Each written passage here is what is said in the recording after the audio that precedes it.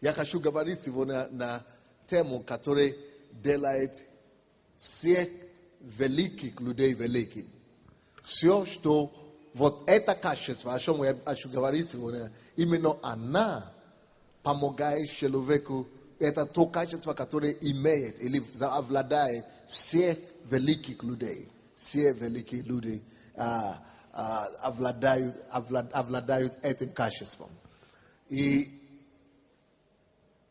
это качество есть то, что отличает великого человека от успешного человека.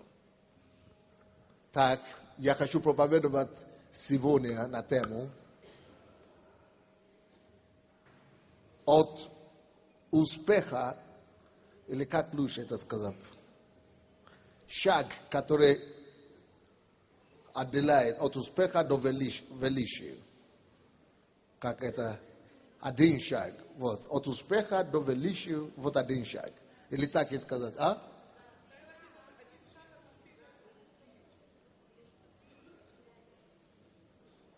Хорошо. Давайте мы. Хороший. Вот это есть вот то, что отличает успешного человека и великого человека. Вот об этом я буду говорить сегодня. Кто такой успешный человек? Успешный человек, допустим, это человек, который у кого что-то грандиозное или очень хорошо что-то получилось. Он успешно сдал экзамен, или он сделал какую-то сделку и стал успешным. Или он купил и продал хорошо. Купил землю за какую-то сумму, да, и продал за 3 раза дороже. Купил квартиру, попал в войну, и продал за 3 раза больше, и 2 квартиры еще себе купил. Он успешный в этом плане. Но есть разница между успешным человеком и великим человеком, или великой личностью. Есть разница между успешным человеком и человеком, и личность, которая великий личность. Между успешным и великой личностью. Есть большая разница. Какая разница? Кто такой великий человек? В отличие от успешного человека, великий человек – это человек, который не только одерживал определенный успех, или не только имеет определенный успех в чем-то, но великий человек – это человек, который имеет продолжительный, неоднократный успех. Это человек, который не только один раз добился успехом, а который неоднократно добивался успехом и умудрился оставаться на этом уровне успеха. Я не знаю, насколько это доходит до вас или нет. Чтобы стать великим, недостаточно быть успешным один раз или несколько раз.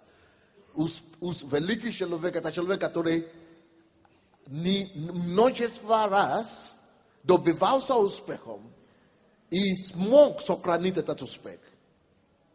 В отличие от успешного человека, успешный человек может быть успешным, потому что обстоятельства такие хорошие. Или потому что война такая, движение в стране. Он может быть успешным, потому что он попал в войну. Или он сделал правильную сделку. Или он сделал правильные шаги.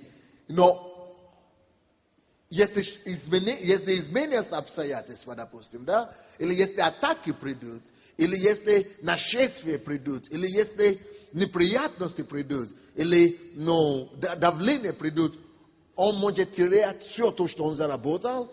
При этом вы даже по нему не скажете, что он когда-то был успешным.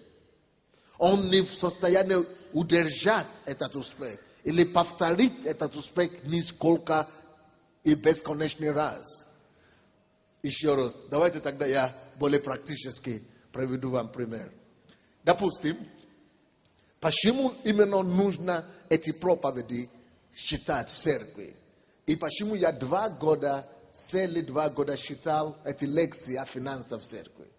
Потому что я мог предусмотреть о том, что я не хочу людей сделать только успешными.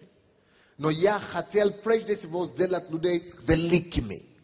И поэтому не просто рассказал, как сделать схему, пару схему, сделайте. Я год в год, день в день, каждую неделю читал проповеди о том, как не только быть успешным, но как сохранить успех и как построить свою жизнь так, чтобы не только быть успешным, но стать еще и великим. Поэтому все эти принципы даются. Но что наши люди делают? Наши люди в основном просто хотят ухватить. Что делать, чтобы это сделать? А как сделать? Давай подскажи, как сделать. Сами не хотят научиться эти истины и этим принципам, которые бы помогло им не только быть успешным короткое время, но которое могло бы сделать их устойчивым в этом успехе. И больше того, чтобы они смогли пойти дальше и даже стать великим. Теперь я остановлюсь на этом. Я еще одно скажу, а потом я хочу что-то другое делать. Если, допустим, сейчас у нас кризис наступил, да, кредитный кризис. Успешный человек, но не великий человек, в это время теряет все. При этом у него беда. И нету способности или достаточной навыки бить себя в грудь и говорить, ничего, а я опять построю, я воссоздам его. Конечно, плохо или жалко, что потерял, но ничего, иду дальше.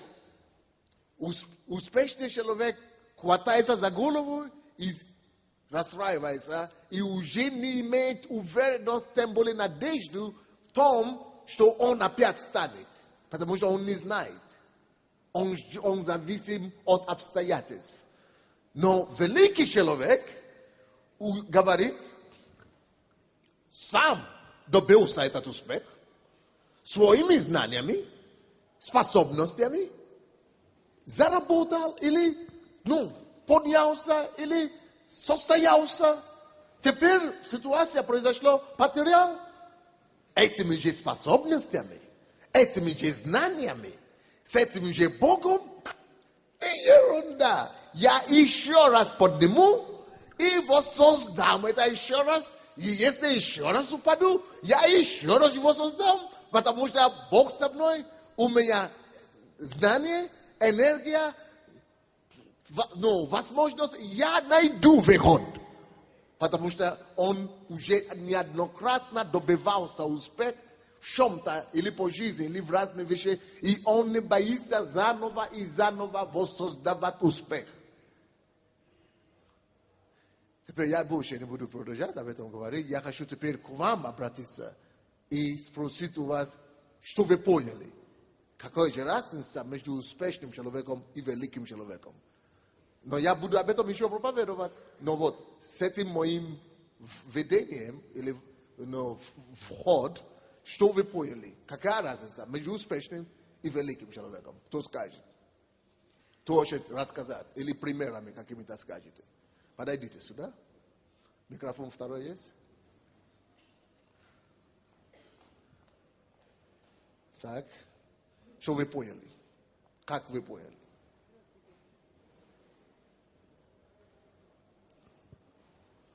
Здравствуйте.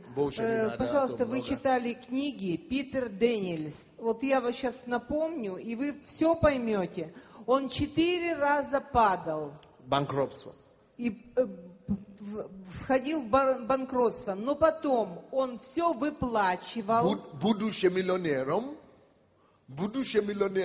он 4 раза все потерял.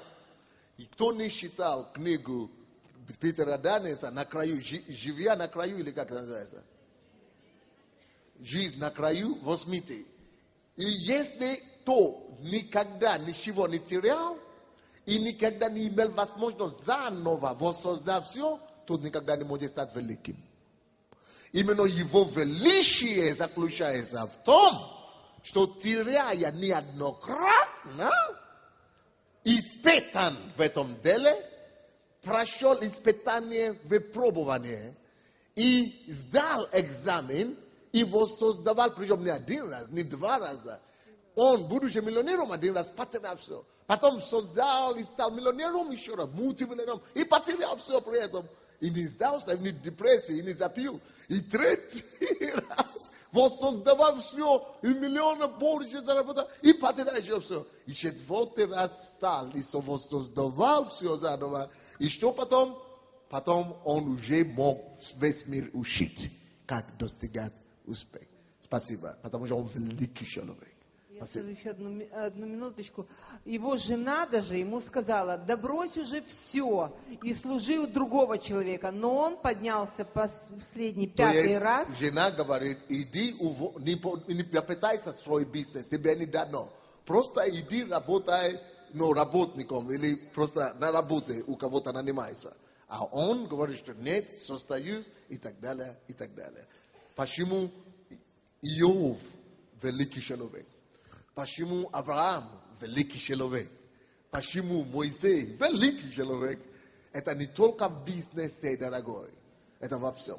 Почему, допустим, мне лично сегодня, я вам хочу сказать, легче на сегодняшний день мне сказать: вы украинцы, я вас, конечно, люблю, но вы мне не даете жить. Или ваши люди, ваш народ неблагодарный, я бы сказал, да? Сказал, что я все делаю, рискую собой, и меня еще за это хотят наказать и посадить. Я говорю, есть масса стран, где меня ждут, и где меня умоляют, отдать в неделю приеду.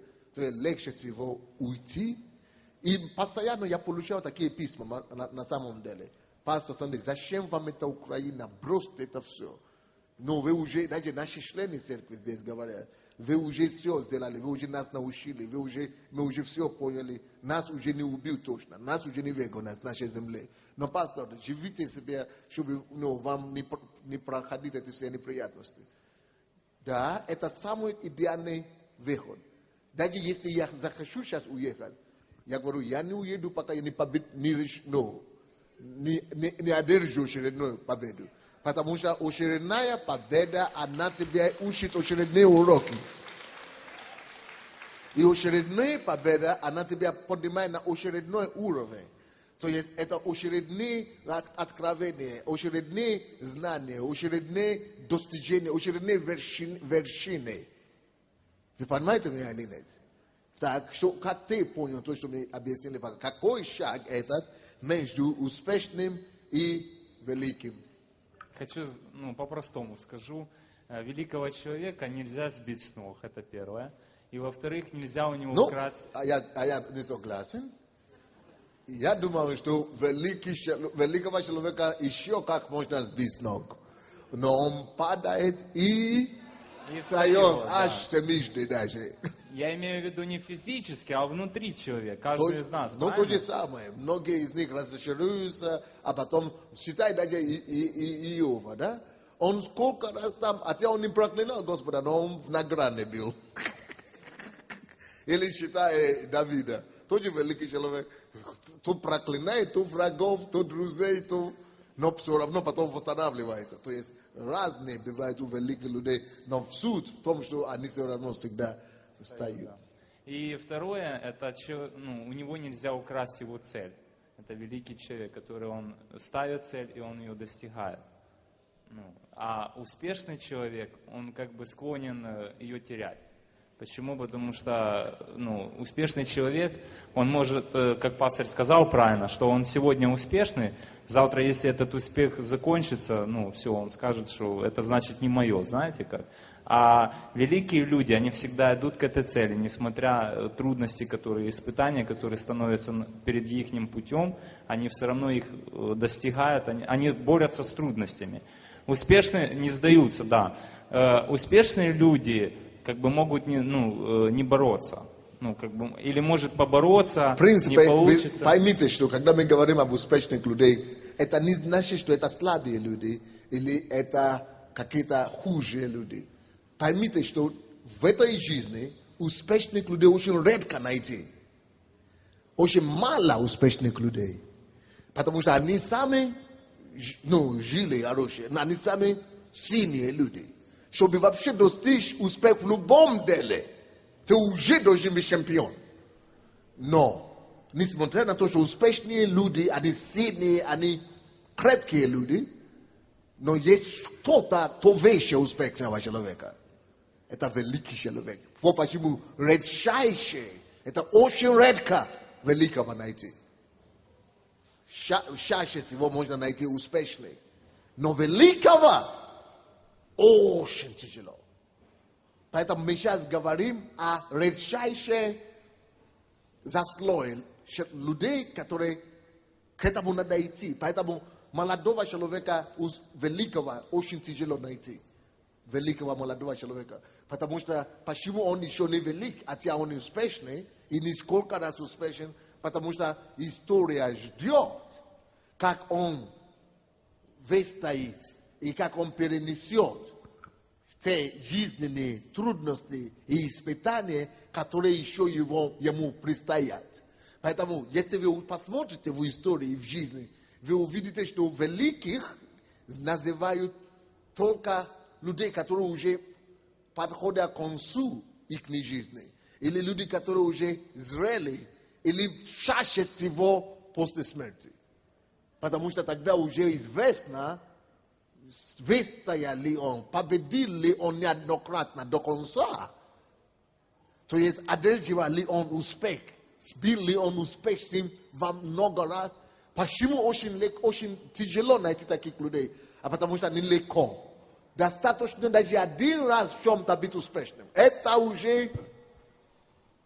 то же самое, что Олимпиада. Это достаточно один раз стать олимпийским чемпионом. Это уже вот так достаточно.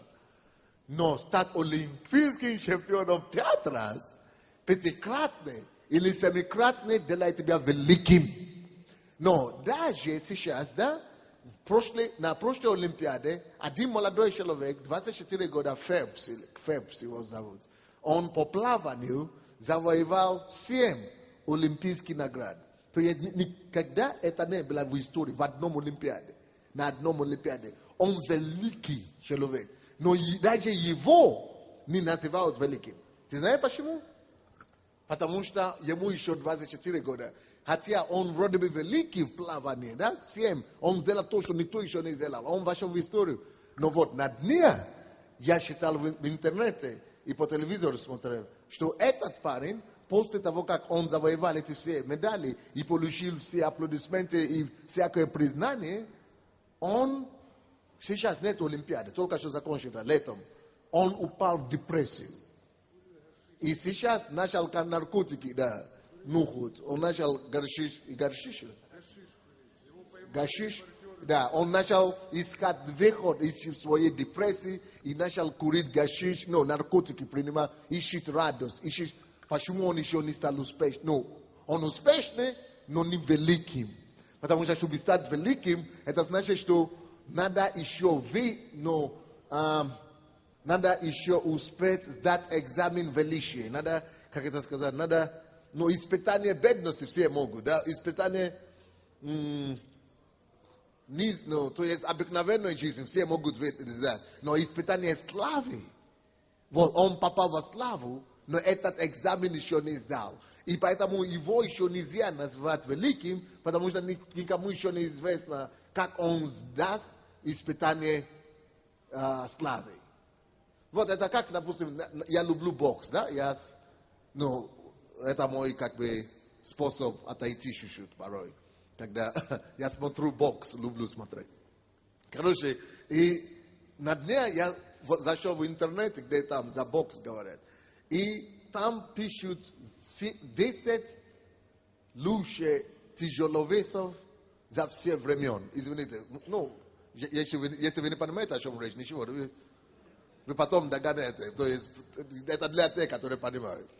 Короче, есть такие разные категории, тяжеловесы или легкие весы и так далее. Но, они хотели выбрать 10 тяжеловесов, боксеров за все времен. И туда, называли разные. И удивительно было, что самый грозный и самый успешный тяжеловесов его зовут Майкл Тайсон. Мужики, наверное, знают.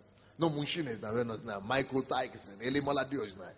Майкл Тайсон, да. Майкл Тайсон считается самый грозный и самый успешный из этих тяжеловесов. Но он туда не попал, хотя он самый успешный. Он даже самый молодой, который добивался, который завоевал этот титул 22 года или сколько-то, или 21 даже. И он даже туда не попал. А вы знаете, почему он не попал? Потому что он плохо закончил.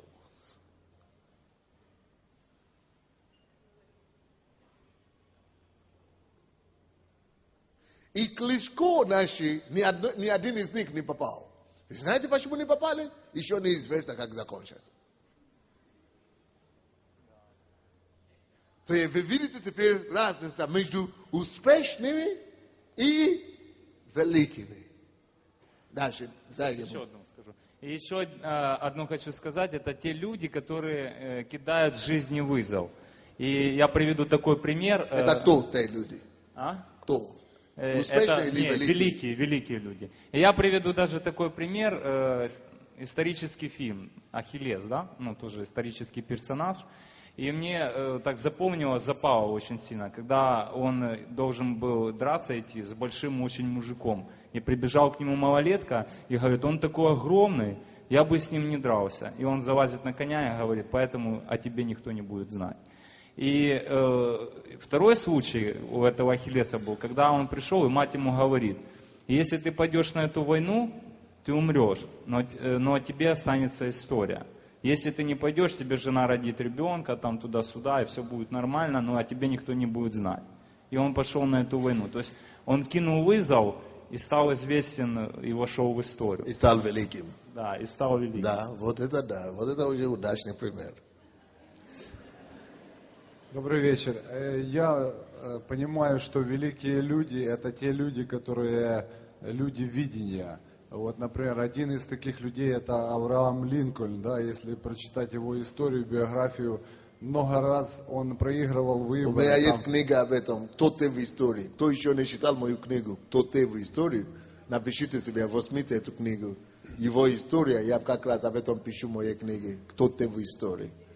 Возьмите. Да, он много раз проигрывал, там каждые выборы проигрывал лет там около 10, и он в конце концов он стал президентом и самым выдающимся президентом. И еще есть такая поговорка, мудрость, я считаю, что все, что не убивает нас, делает нас сильнее.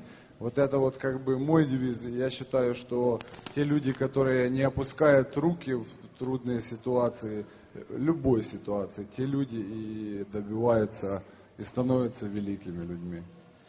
Спасибо.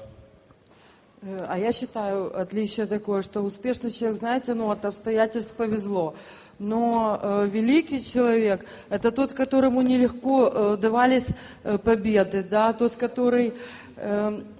которому, знаете, он всегда прилагал усилия, тот, который выставил в самых трудных ситуациях. И думаю, через такой путь, да, они становились великими. Почему всегда уже после того, как человек пройдет свой путь, уже считалось, что он великий? Потому что ему победы легко не давались.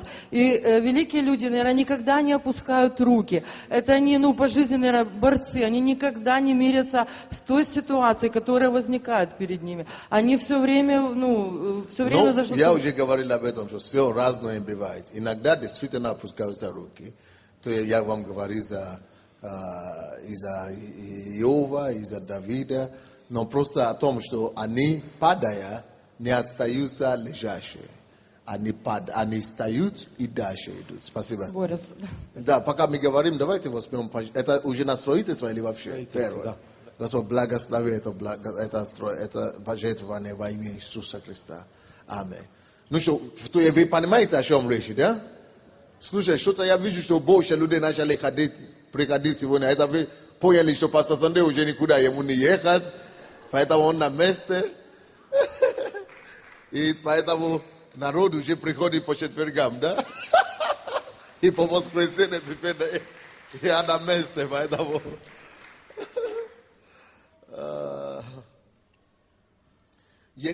Исход, кто-нибудь, если будет кто-то читать, Исход, 8 глава, 32 стих. я хочу считать о Моисее, а также Исход 9 глава 35. Но сначала 32, а потом 8 глава. Но фараон ожесточил сердце свое и на этот раз и не отпустил народа. И теперь Исход 9:35. И ожесточилось сердце фараона, и он не отпустил сынов Израилевых, как и говорил Господь через Моисея. Видите, очень много раз Бог делал кары, посылал кары свои из Египту, да? И наказывал и поражал целую страну с одним требованием, чтобы фараон отпустил народа Божьего, да?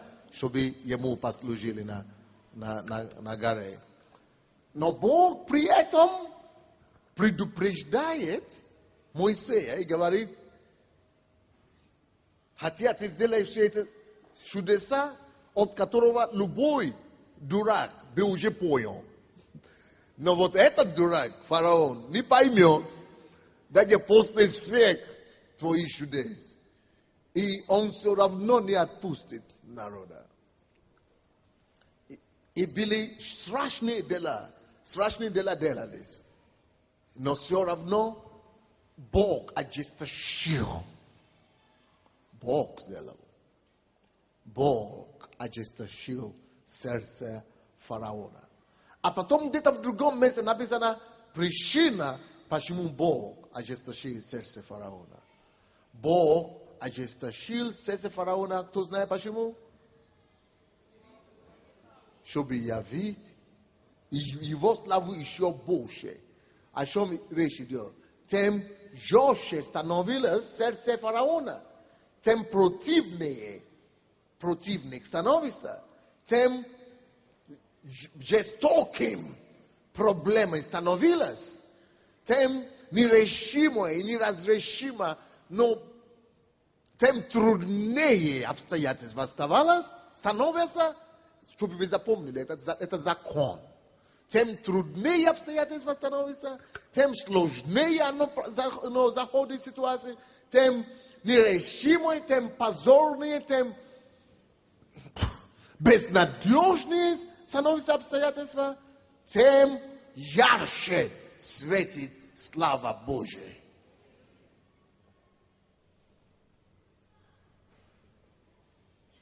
Тем ярче Бог являет, тем чуднее Бог являет его дела.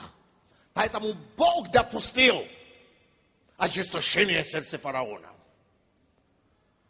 Я смотрю на вас сегодня и думаю, что некоторые из вас так как раз находятся в этом состоянии. Ваша ситуация усугубляется от усугубления к усугублению. От одного уровня усугубления ко второму уровню. Это уже, наверное, 4-й стадии у кого-то усугубления. И Бог вам сегодня очень говорит, это Он, всемогущий Бог, создавал ситуацию, чтобы ожесточилось, чтобы усугубилось состояние и ситуация, и сердце фараона. Бог позволяет и допускает ожесточение и усугубление твоего обстоятельства сегодня. И ты не можешь никак понять. Помню один из таких случаев, когда выгнали до этого Моисея с присутствия фараона, он выходил оттуда плачущий. Он плачет, говорит: Господь, я уже вообще сюда уже не вернусь. Потому что уже все, такое издевательство уже не могу вынести. Но Бог опять его укреплял, Бог опять его вдохновлял, и он опять шел, и опять явил чудеса, и думал, что вот на этот раз это уже такое крутое чудо, это уже такое крутое чудо, что точно выпустит. И он опять получил очередной удар отказ. Может быть, вы уже пробовали разными методами решать ваши вопросы и ситуации. Может быть, вы уже и так заходили, и уже вам сказали, вот это сработает. Ну, сработает 100%. Ну, сработает. И вы уже думаете, сейчас, вот это уже точно решится. И вы приходите, бакс, хотелось как лучше, а получилось как всегда.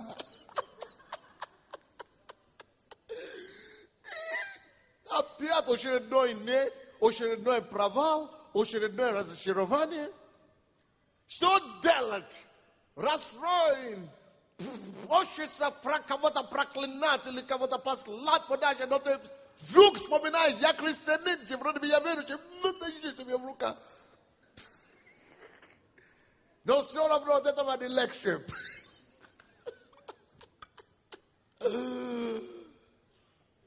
И вдруг начинает приходить и слышать такую проповедь, что это Бог ожесточил сердце фараона. Зачем это Богу надо-то? Потому что он все равно решит этот вопрос. Потому что не бывает ночи, которые длится вечно. Если ночь длится, то эта ночь любая закончится. Она заканчивается, и знаете, чем закончится? Утром. И твоя ночь закончится, дорогой. Я пророчествую кому-то. Я говорю, и твоя ночь закончится. Я говорю, и твоя ночь закончится. О, я вижу и чувствую, как мои слова, я высвобождаю его по вере, и она бакс возвращается ко мне. И как хотелось бы, чтобы кто-то верою это взял, захватился за это, как его слово освобождения, как его слово победы. Я говорю, твоя ночь закончится. Придет к концу, это твоя ночь. И эта ночь твоя закончится именно славное утром. Славное утро. Твое славное утро скоро наступит. Вам надо хвататься за словом. Живите по Слову Божьему, по голосу Божьему. И говорите, это мое, все, стою на это. Потому что это то, что было с Моисеем. Когда он приходил, и ему отказывали, он делал то, что Бог ему сказал делать. И может быть, вы уже думаете, вроде бы это уже то, что Бог сказал. Вроде бы это уже, я уже делал, как Бог сказал. Иногда ты будешь делать то, что Бог говорит, и все равно нет ответа. Ладно, когда ты делаешь то, что человек говорит, нет ответа. Но когда ты точно знаешь, что Бог уже точно проговорил, что это Бог тебе это подсказал, и ты делаешь то, что Бог тебе говорит, делай, и ты слышишь голос Божий, и ты знаешь, что это уже должен дать выход. И все равно нет выхода. Вот тогда легче всего отпускаться рукой, опустить руки. Но Моисей возвращался к Богу. Я вам скажу, каждый раз, когда вы делаете то, что Бог вам говорит делать, и нет результата, и у вас отбой, вам дают отбой, один ответ. Возвращайтесь к Нему. Возвращайтесь к Нему. Возвращайтесь к Богу в молитве. Возвращайтесь к Богу в богоискании. Возвращайтесь в тайное место. Возвращайтесь в место уединения. Это то, что делал постоянно Моисей. Потому что Бог знал, что ему еще нужно больше укрепления. Ему еще нужно больше откровения. Ему еще нужно больше богопознания для самого себя. Ему нужно еще больше крепости внутреннего человека. Ему что-то надо еще вытворять. Не только в нем, Моисей, но что-то надо еще Богу являть для самих детей Израиловых. Надо что-то, чтобы Богу усугубила ситуацию. Надо, чтобы ситуация полностью усугубила, чтобы не только сам Моисей изменился, но чтобы сам народ изменился. То есть Бог, когда что-то происходит вокруг нас, Бог допускает это не ради нас только, но ради много чего то, что должно произойти. Вот, допустим, сегодня я размышлял над этим. Я говорю, Господь, почему? Я говорю, цены на нефть падают. Я просто смотрел передачу о России, что в России сейчас кризис, потому что цена нефти, они в основном продают нефть. И цена нефти падает. И сейчас некоторые люди начинают выступать против Путина даже. А против Путина там нельзя выступать, тебя арестуют. Но все равно люди уже идут на это. И я думаю, может быть, слава Богу, что цена падает. Я так подумал себе. Может быть, наконец-то дойдет до Путина, что надо по-другому строить страну. И может быть, надо вспомнить о стране. Может быть, эта власть изменится, и больше свобода придет. Но с другой стороны, тут же Дух Святой мне говорит, ага, ты говоришь, хорошо, что нефть падает, а в другой стране, смотри, откуда ты приехал. Тоже зависит от нефти, Нигерии. Если цена тоже падает там, не только за Путина Бог думает. Бог думает еще за бедных каких-то африканцев. Там, значит, там тоже будет плохо. А если нефть будет падать еще больше, значит, экономика вообще по всему миру усугубится и так далее. И здесь в Украине будет плохо. То есть, Бог смотрит не только на твою ситуацию. Бог смотрит, допустим, сегодня тоже. Я видел, должны быть выборы, да? Голосование было у нас по поводу отставку правительства, да? И я как раз об этом думал. Ой, было бы здорово, чтобы отставка была. И Бог мне задает вопрос. Я говорю, слушай, как ты считаешь, что лучше, отставка правительства или чтобы не была отставка? Я говорю, Господь, в принципе, чтобы не было отставки. И вдруг я вспомнил, слушай, там же политики, которые меня как раз гонят. Лусенко, Тимошенко, которые меня заказывают. Они же как раз в этом правительстве. Может, лучше, чтобы не было вообще это правительство. Это уже эгоистическая натура, это уже своя природа. И я уже говорю, может быть, лучше действительно, чтобы в отставку. И тут Бог мне говорит, поэтому нельзя никогда молиться только с эгоистической точки зрения. Если ты только будешь смотреть на твое эго, лучше, чтобы Лусенко ушел, чтобы все, что тогда тебе давление, милиции не будет сразу все. Но это эгоистическое решение. А если смотреть со стороны благосостояния всей страны, что лучше, стабильность или дестабилизация очередная? Конечно, лучше стабильность. Это сегодня утром я с Богом вот так беседовал, что не надо смотреть на себя, потому что Бог не только тебя любит, и Бог не только твой вопрос хочет решить. Помимо твоего вопроса, миллион вопросов, которые связаны с этим ниточкой, которые влияют на твое обстоятельство. И есть кому еще хуже. И есть что-то, которое Бог мог ответить, но еще станет хуже кому-то, или тебе, или еще кого-то. То есть Бог видит те варианты, которые ты не мог никак видеть. И ты не мог никак предусмотреть. Поэтому, когда мы молимся, в основном, хочу вам сказать, что наши молитвы и наши просьбы к Богу, они продиктованы в большем случае точки зрения нашей. И нашей эгоистической и ограниченности взора. То есть мы можем видеть только до этого момента, и мы начинаем давить на Бога. Вот решай так, решай так, решай так. А Бог слишком умный, слишком великий. Он намного больше, он намного шире видит. Он не короткозорый, как это, близкоскоростью не страдает. Он у него все хорошо видит. Близорукости не страдает, да. У него нету близорукости. У него дано рукости все, что хочешь. Он все видит и сзади, и по бокам. Он знает, почему именно нельзя решить этот вопрос, как ты считаешь. Но при этом, когда эти вопросы не решаются по-твоему, Бог все равно что-то заседает в тебе. В то время, когда Бог не решает этот вопрос по Моисееву, да, по желанию Моисея. Моисей думал, что он один раз только появится перед фараоном. Он думал, что он один раз только появится и все решится. И ему приходится приходить, и еще жестче становится сердце фараона. Бог знает, что, да, ему неприятно ему, но Бог тоже знает, что Бог преследует намного больше результат, который больше Моисея намного. И чтобы будущее Моисея, и чтобы его результаты жизни тоже были устойчивы.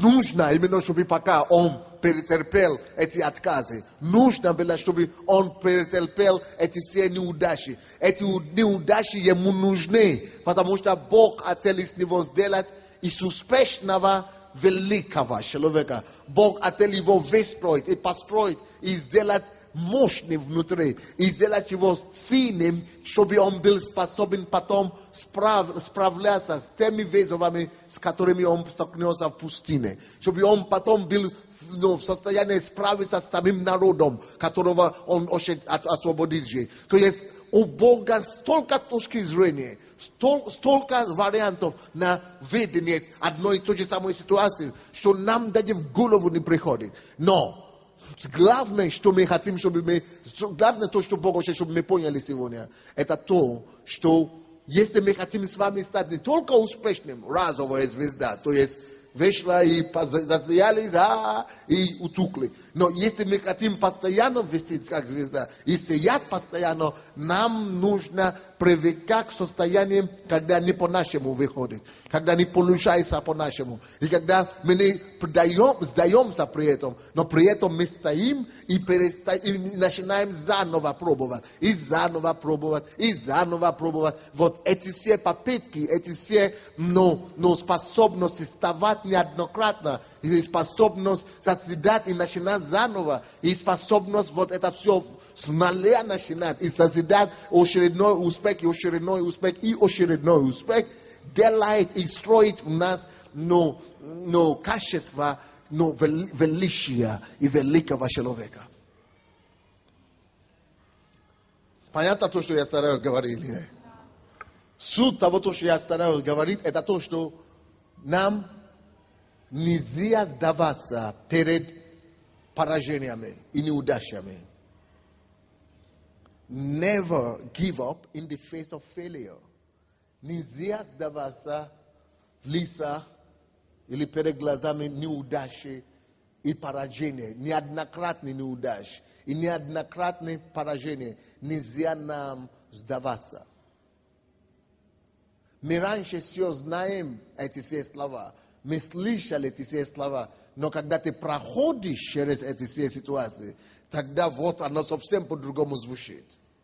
Да, мы все знаем, что победители не сдаются, и те, которые сдаются, не побеждают. Да, но вот когда ты проходишь через это совсем по-другому звучит, дорогой. Но что я хочу сказать? Все великие люди, чтобы стать великим, это есть условие, предпосылка тому, чтобы стать успешным, великим. Нужно уметь неоднократно вставать, не сдаваться, начинать заново. Если вы не имеете способности начинать заново, заставляйте себя. Вы знаете, что это нелегко для великих людей. Я себе самому проповедую в этой чужой проповедь. Вы знаете, что я хочу от Богу сказать? Я говорю: Господь, зачем мне это все? Меня ругают, разрушают мое дело, мою руку, издеваются над мной еще раз. Надо заново стартовать и начинать любить, опять начинать все это делать заново. Зачем это? Я один раз это доказал, что я смог. Да, если ты один раз уже это доказал и останешься на этом уровне, да, тебя буду вспоминать, что он был такой. Но если навеки в историю войти, надо все продокументировать, все атаки, которые были, все испытания, которые были, все падения, которые были, и при этом сказать, а при этом он продолжал созидать, он не сдавался, и люди продолжали больше успехов бить, больше людей бить и так далее. Все, кто стал великим в жизни, все великие люди прошли этот путь. И это предпосылка, чтобы стать успешным, чтобы стать великим, не только стать успешным. И я вижу, что в нашей церкви сейчас, благодаря этим учениям, которые я давал, и благодаря знаниям и возможностям, которые были, вы знаете, были очень много людей, которые стали успешными резко. Вы знаете, за 3 года в нашей церкви насчитались больше 200 человек, которые начали благодаря недвижимости и так далее, в то время, до кризиса, которые имели активы, не деньги, но активы, больше $1 миллиона, больше 200 человек в нашей церкви. то 2 квартиры, то 3, то земля, то там, то инвестиции там, то там, то там. И везде, как грибы росли, благодаря знаниям. И благодаря это самое, но благодаря возможности больше всего. Но вы знаете, что я обнаружил? Когда сейчас возник кризис, почти все на нуле опять. И после кризиса останутся только те, которые приняли для себя решение стать великими. Непонятно. Потому что с кризиса способна восставать только тот, который принял для себя решение, что неприятно, не хочется вставать, не хочется заново, не хочется ничего делать, но надо. Они становятся не только успешными заново, но становятся великими. Некоторые уже говорят, что нет, надо отмахнуть рукой на это самое, я уже не буду больше даже пробовать, я лучше буду себе просто жить какую-то спокойную жизнь, женусь, или пойду на работу, или выйду замуж, или просто поеду куда-то пастором, забуду вообще за это все, лишь бы мне вылезть этого долга и так далее. То есть это легче всего. Но чтобы стать великим в этой жизни, надо уметь не только быть успешным, нужно уметь еще и терять, еще заново вставать, еще заново строить. Допустим, это то же самое, как семья. Вы посмотрите на жизнь людей, кому удалось прожить в семье больше 30 лет совместной жизни. Или больше 30 лет, или около 30. Всю жизнь совместно, да, жить. 30 лет и больше. Посмотрите на них. Не потому, что у них не были возможности развести или разойтись. Много-много раз у всех. Вот, если кто-то прожил 30 лет в браке, то у него много случаев и много возможностей вообще все развернуться уйти. Но почему они стали примерами? Людьми, кем можно гордиться или равняться? А потому что они имели такие же испытания, как все. Они имели такие же атаки, неприятности, как у всех. И при этом смирялись, глотали эти все обиды и принимали решение все-таки жить не только когда хорошо, но когда не очень хорошо. А потом после этого еще продолжать созидать новую жизнь. Не все к этому способны. И когда они доживут до последнего, тогда мы говорим, вот это иконы, вот это все, как это сказать, это все стандарты, вот это семьи большой буквой. Так и в жизни, друзья. Нам надо не только научиться быть успешным одноразовым, а я вам скажу, как хочется.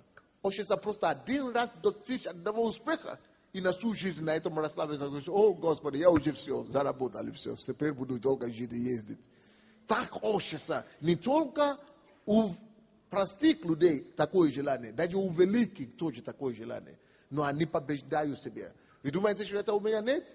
Мне хочется сказать, о, Господи, я уже сделал историю. Я уже, будущий африканец, будущий молодой человек, 33 года я уже построю самую большую церковь в Европе. Зачем мне уже, это уже вошло в историю, давай я войду в спокойную жизнь. Хочется даже сейчас взять билет в одну сторону и уехать. Хочется. Но вот, когда ты не знаешь лучше, когда ты имеешь лучшее понимание, ты говоришь, приходится заново начинать. Ну что ж, хорошо, рукава опять будем закручивать. Приходится все с нуля. Ну что делаешь? Поплачешь 2 дня или 3 дня, а потом возьмешь за лопату, как-то лопатой, и опять начнешь копать. Надо уметь себя побеждать. Надо уметь себя ломать. Надо уметь себя толкать. Вот такие люди, они становятся не только успешными один раз, но успешными много раз. При этом еще удержать эти успехи и потом стать великим.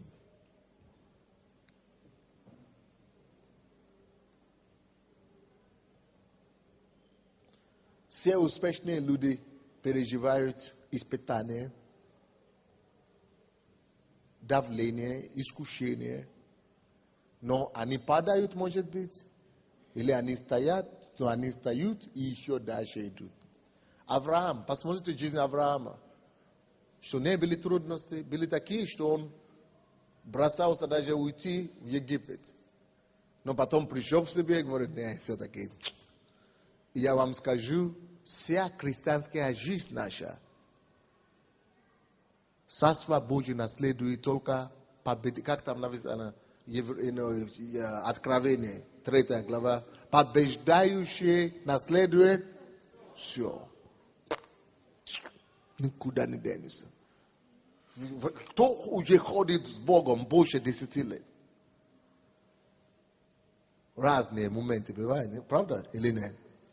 Такие моменты, что ты уже задаешь себе вопрос, а стоит ли вообще продолжать лишиться всего, продолжать ограничивать себя, продолжать терпеть это все. Может быть, на 2 дня как-то расслабиться, чуть-чуть, а потом возобновить это дело. Это поприще христианское. Поплачешь чуть-чуть, но жизнь вот такая. Быть христианином до конца, наследовать жизнь вечную, только побеждающий. Вот слово побеждающий, это и есть великие. Царство Божье попадут только великие. Потому что, чтобы наследовать жизнь вечную, чтобы выстоять в христианской линии веры до конца, это нужно быть побеждающим. Нужно побеждать очень много ситуаций. Тем более, прежде всего, себя. Допустим, почему бывает так, что люди, которые пережили Бога, пережили такие чудеса, видели все равно отпадают от церкви. Потому что устают. Потому что, хорошо, ты, допустим, молодая девушка, не замужем, да? 10 лет ходит в церковь, пришла, допустим, 25 лет, уже 35 лет мучишься. Отказывается от всего. Представляете себе? Отказывается от всех мужчин. Не то, что нету кавалера. Или да. Они приходят дорого у тебя туда-сюда. И надо им еще сказать нет. Хотя хочется. Но ты знаешь, что они не верующие, или они не служат Богу. Надо отказываться. А потом еще и просить у Бога. С одной стороны просишь у Бога. С другой стороны отказывается. Ты учишься, не знаешь, что хочешь. Но побеждающий именно. Это надо в этой узком пути выдержать. Надо в этом узком пути выстоять. И причем будут ситуации, девушки, слушайте, это правда. Будут ситуации, это хорошо, когда тебе не нравится кто-то, или ты веришь, легко отказываться. Но будут ситуации, когда нелегко будет отказываться. Когда тебе нравится этот человек. Когда ты любишь этого человека, и ты понимаешь, что нельзя, он женат, допустим. Или у него ребенок. Миру, он не нравится все. Я его люблю все. Какая разница? Она тоже, оправдание миллионы, и она пускай тоже в себе находит кого-то. Мы друг друга любим. В основном так в миру и говорят. Мы друг друга любим. И при этом, благодаря того, что ты знаешь истину, надо мало того, что отказать кого-то, да, кто за тобой ухаживает, но того, кого ты любишь. Надо еще себя ограничивать и сказать нет, и отказать. Это узкий путь на самом деле. Вот почему Иисус и говорит, что есть широкий путь. Широкая дорога или широкий путь, как там. И узкий путь. Это очень узкий путь. Чтобы попасть в Царство Небесное. Тебе таким сильным надо быть. Почему и написано, что Царство Божие усилие берется. Это только для победителей, это только для побеждающих, это только для великих людей. Да, будут такие случаи, когда ты падаешь, когда ты спотыкаешься и так далее. У всех будут. Кто-то скажет, что нет, я однажды ты лапнешь твоим устам, твоим языком, и однажды ты все будет. Но надо, несмотря на все это, все подниматься. И опять, ну что ж, идем дальше. Ну что ж, опять себя, опять себя подвел, опять сам себя подвел, опять сам себя подвел, но ничего. Ну, главное идти.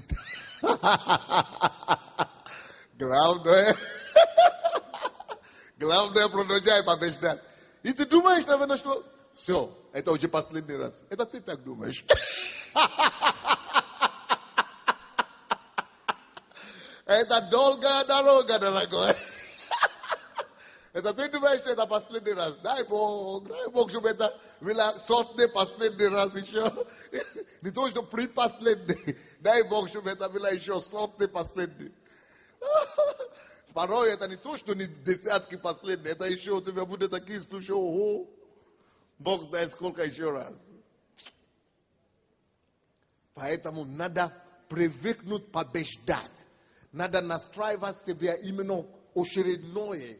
Заново побеждать, заново начинать, заново бросаться, заново побеждать, заново. Надо настроить себя на длинную дорогу. Христианское поприще, друзья мои, это не спринт. Что такое? Это не короткая дистанция, или как это называется по-русски? Спринт, так и называется, да? Это не спринтерский забег. Так? 100-метровку. Это не 100-метровку в христианской жизни, где нужно все, загорелся. Это марафон, дорогой. Нельзя выложиться. Это надо марафон, это надо растянуть твой путь на долгий путь, дорогой мой. Вот это есть путь величия. Это есть дорога великих, не успешных, но великих людей. Римлянам 8:18. Невозможно стать великим без страдания. Пишите это себе второй пункт. Великим в этой жизни стать без страдания нереально. Успешным можно стать без страдания. Вот, допустим, кто-то заработал свой первый миллион без страдания. Возможно. Но стать великим без потери. Вы знаете, раньше я постоянно читал книги этих успешных людей и так далее. И постоянно говорят, что нету великого бизнесмена, который никогда не испытал банкротство или потери. Что нету миллионера великого, чтобы не потерял что-то. Я это много раз слышал, но я думал, но у нас же нет этого. Это с Богом не получится. No, мы без этого обходимся. Оказывается, не обойдешься. Закон есть закон. Ты не можешь стать великим без боли. Ты не можешь стать великим без потери. Ты не можешь стать великим без страдания. Ты можешь стать успешным без этого всего. Но чтобы стать великим, это все путь величия засыпан терниями, калушками. Она будет вас доставлять туда. Она будет кровоточить. Ты видишь сам себе, выходит кровь. Кровоточащие раны будут у тебя, но при этом ты не возвращаешься назад. Кровоточащие у тебя душа кровоточит, и сердце кровоточит, и ноги кровоточат, но все равно ты ползаешь через это все. Это пути величия, мои друзья. Это однажды мне один человек очень сильно уважал. Я услышал, что он упал в блуд.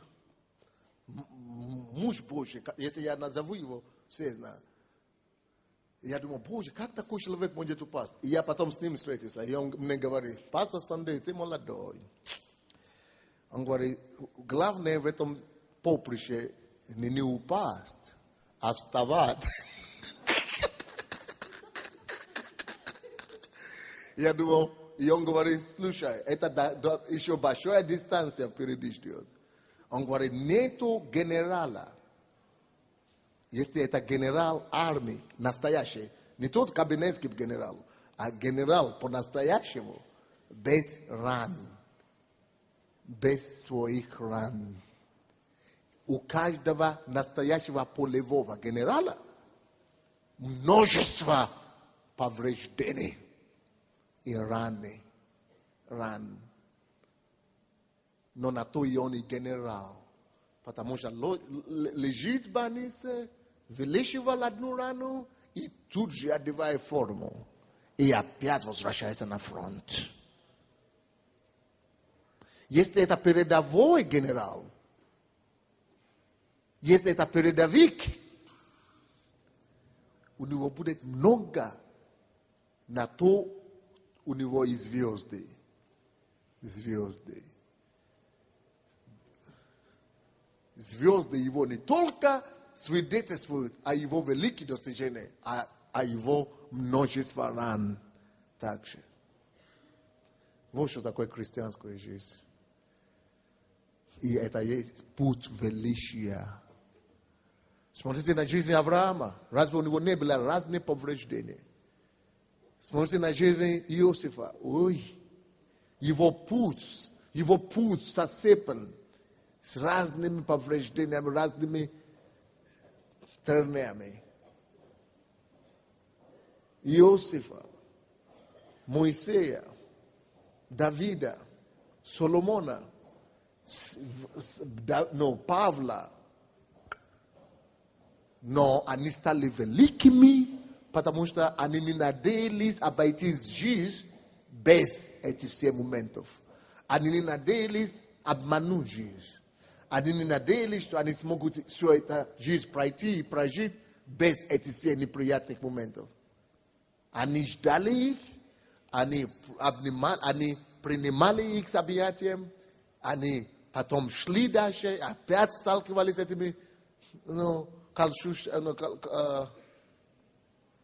терниями, и опять обнимали их, и они вот таким образом шли и дошли до конца. Я читал историю некоторых мужей Божьих. Давайте я вам расскажу некоторые примеры. Эта истина повторяет себя каждый день в жизни великих людей. В Америке есть сети магазинов, по-моему, одежды, да? J.C. Penney. Кто не знает, что такое J.C. Penney? Это магазины, это одежды, такие джинсы и другие вот так. J, как Jesus, C, как Christ, Penny. Вот они, это одни из самых больших сети, вот как джинсы, которые вы одеваете, да? Вот разные, есть такие фирменные, вот один из такой. Но в этом случае они магазины имеют. У него сейчас, на данный момент, это очень популярно. Кто был в Америке везде? J.C. Penney. И у них сейчас в Америке, последний, что я читал,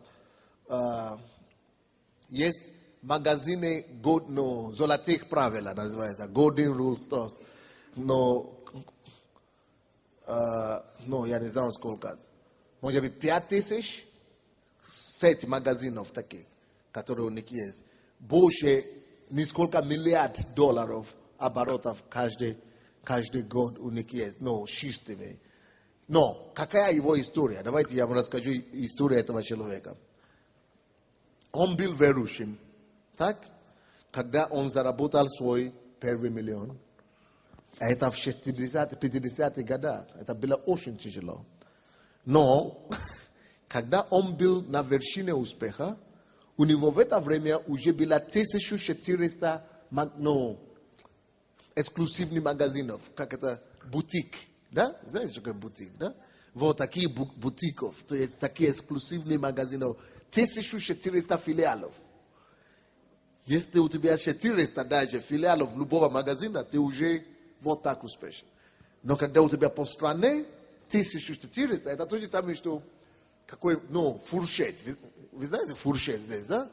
Или какой еще, или караван, да? Представьте себе, что таких магазинов фуршет или караван по Украине 1400. Их сейчас где-то, может быть, 200 по Украине. И то все уже говорят фуршет, да? Везде фуршет. Это только при 200 магазинов или 400 в Украине. А если 1400, именно на этом великом вершине, когда 1400 таких магазинов, он терпит первую неудачу, первое банкротство. То есть, представьте себе, вроде бы куда уже банкротство, не куда уже банкротство. Его тогда, эти все сети назывались, потому что он верующий, и он называл их Golden Rule Stores. То есть, магазины или магазины золотых правил. Ну, золотых правил, любви и так далее. То есть он для Бога, он уже для Бога. При этом развал и банкротство золотых правил. Какой это позор для Бога, да, вроде бы? Какой это позор? Что он христианство рекламировал, Бога рекламировал, и тут такой позор, да? Но он что сказал? Если я хочу быть только успешным, если я могу только доверять Богу, чтобы сделать меня успешным, тогда у меня слабого Бога. Или у меня слабые веры. Но если я смогу доверять Богу, чтобы Он сделал меня не только успешным, но чтобы Он меня еще и вырвал с глубокого рва, тогда у меня Бог не только успеха, но и Бог внимающий, избавляющий. Но не только, если Бог только бы меня избавил бы, и я бы на этом остался, то тогда у меня слабый Бог. Или у меня слабая вера. Но я уверен, что мой Бог может не только избавить глубокого рва, но еще восстановить меня, возвращать все утерянное и делать. Но он опять стал работать, да? И вроде бы он уже достаточно страдал. Человек уже такое терял. И уже вроде бы Бог его должен, вознаградить, что молодец, ты такой верующий, молодец, ты не сдался. В этом кризисе, пока он теряет все банкротства, пока его тягают по судам, его жена заболевает. И она умирает. Остался без поддержки. Мало того, что он потерял, это как кризис сейчас, да, наш? Мало того, что он потерял все. Собрали их дом. Жена не выдержала. И на этой почве, собрали дом, собрали все, жена не выдержала, умирает. В этом случае. Он сам, чуть-чуть его не посадили. Верующий. После такого имени, после такого успеха, продолжает держаться за Богом. Что Господь все равно ты знаешь лучше. Ты был с великими, ты был с Иосифом, ты был с тем, и ты тоже будешь со мной, ты меня тоже вытащишь. И что вы думаете? Женился второй раз, строй бизнес, строй свое дело, и женился, и растет, и опять бизнес начал подниматься. И когда уже опять у него пошло и начало получаться, вторая жена болеет раком. Это дети, это надо с этими детьми сидеть, это надо... Можно было бы вообще отмахнуть рукой на этого Бога, на эту веру, на этот бизнес. И говорить, так, Бог с ним. К Римлянам 8:28. Читайте кто-нибудь. Похоронил вторую жену и пошел дальше, что я Богу в обиду не дам. Я не дам людям посмеяться над моим Богом. Я буду идти дальше с Божьей помощью. Он говорит, Господь, видишь, у меня нет сил, у меня нет поддержки, все от меня развернулись, и даже жены мои умирали, все, у меня уже ему уже было 50 лет. Уже все, нету силы работать. После 50, нету силы 50 лет начинать все заново. Считай. Притом знаем, что любящим Бога, призванным по Его изволению, все содействует ко благу. Это 20 какой стих? 28. Римлянам 8, 28. Все содействует ко благу. Это 28, но я отел 18. Я 18, по-моему, говорил. Вначале сказали 18, потом 28. 18. Римлянам 8, 18. «Ибо думаю, что нынешние временные страдания ничего не стоят в сравнении с той славою, которая откроется в нас». Тем больше эти страдания, ждите славу. ждите Божью славу. Всякое нынешнее страдание, вот тем больше это страдание, тем больше это боли. Знаете, это вам подсказка. Подсказка в том, что какая-то готовится слава. Вот как это Джесси Пенни. Бог ему дал это место Писания. Что при все твои эти все мучения и лишения, и потери всего, а возможно ли такое, что какая-то слава придет, выйдет из этого? Возможно ли такое, какое слово я ищу?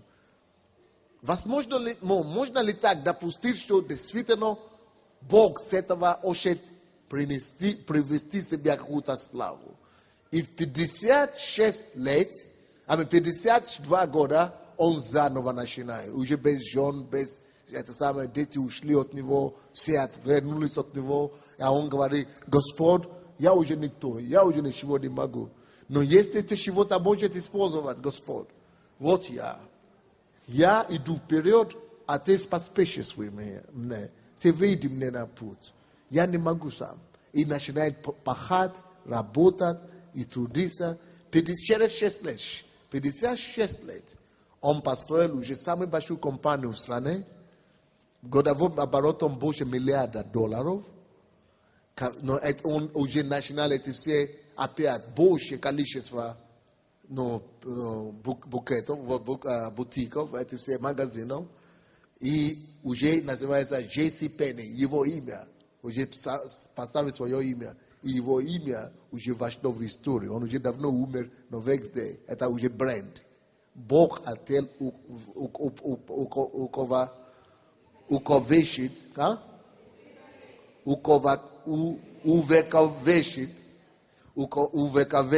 его. Не просто дать ему имя, сделать его великим. Не просто дать ему успех, но хочет увековечить его имя на поколение родов. Тем больше страдания, тем больше слава. Считай это стих еще раз. Ибо думаю, что нынешние временные страдания ничего не стоят в сравнении с той славою, которая откроется в нас. Подобный же пример был у другого великого человека, который имя также увековечен в истории мира, особенно Америки. Может быть, вы тоже читали или хотя бы слышали за Disney World. Disney. Кто-то слышал за Disney World? Да, Disney, или как это по-русски называется? World Disney. Да? Слышали? Все слышали? Это мечта всех детей мира побывать в World Disney. Даже взрослые. Все, кто был в Америке, кто хочет побыть в World Disney, или в Париже, или где-то, все хотят посмотреть. Он тоже верующий человек. Он начал свой бизнес так же, как Джесси Пенни, и создал его.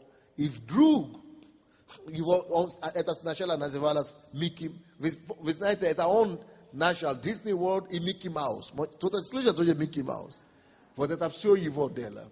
Но не все всегда было